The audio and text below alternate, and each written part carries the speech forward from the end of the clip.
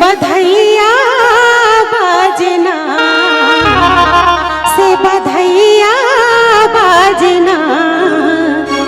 राजा दशरथ के ललन माँ, राजा